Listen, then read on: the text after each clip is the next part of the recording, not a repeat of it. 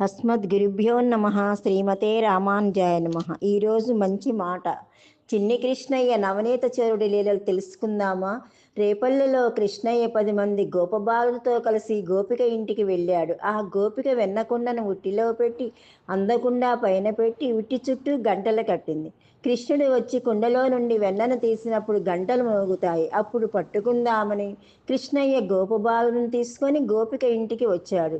ఇల్లంతా చూసినా వెన్నకుండ లగుపించలా. వెన్నవాసన వస్తుంది. అలా పైకి చూశాడు. వెన్నకుండ లగుపించాయి. గోపబాలుని ఒకరి మీద ఒకరిని నిలబెట్టి తాను పైన నిలబడి గంటలు మ్రోగకండి అని వెన్నకుండలోని వెన్న తీసి అందరికీ పంచిపెట్టి తాను వెన్నను నోటిలో పెట్టుకునేటప్పుడు గంటలు గణగణా మోగాయి. మీరు మోగొద్దంటే ఎందుకు మోగారు? స్వామి, మీకు రోజు ప్రసాదం పెట్టినప్పుడు మ్రోగటం అలవాటు కదా. అలవాటులో పొరపాటు అన్నాయి గంటలు. అంతలోకి గంటల చప్పుడు విని పట్టుకుందామని వచ్చిన గోపికకు చిక్కకుండా పారిపోయాడు కృష్ణయ్య. ఇంకో రోజు యశోదమ్మతో తన వెన్న దొంగతనం గురించి చెప్పిన గోపిక ఇంటికి వెళ్ళి ఆమె నిద్రపోతుండగా గోపిక జడకి గోధూళ తోకకి ముడివేసి మా అమ్మకు చెప్తావా అని బెదిరించేవాడు. అప్పుడు యశోదమ్మతో గోపికలు ఇలా అంటున్నారు: ఓయమ్మ, నీ కుమారుడు మా ఇళ్లను పాలు పెరుగు మన నీడమ్మ, పోయేద ఎక్కడికైనను మాయన్నల సురభులాన మంజులవాణి.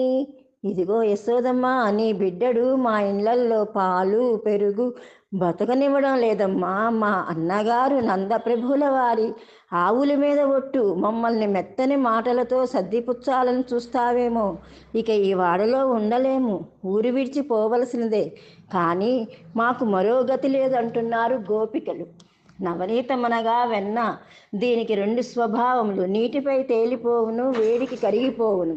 భగవదనుభవంచే మనసు గలవారు అలౌకిక విషయముల యందు మునగరు. భగవంతునితో ఎడబాటు అనడి వేడి తగలగానే వారి మనసు ద్రవించును. ఈ 2 లక్షణములు కలిగిన గోపికల మనసే నవనీతము.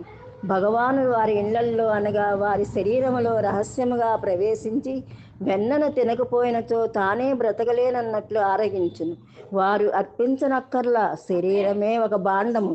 అదృష్టవశమున కృష్ణుడు వారిని ప్రేమించి వారి శరీరాలలో ప్రవేశించి వారిని తనవారుగా ఆదరించి వారు సృష్టించిన ద్రవ్యములను భక్తుల కరస్పర్శగుటచే తను భోగ్యముగా స్వీకరించును. ఇదే నవనీత చోర రహస్యార్థం. జై గోవింద. రేపు మృత్భక్షణ విశ్వరూప దర్శనం తెలుసుకుందాము.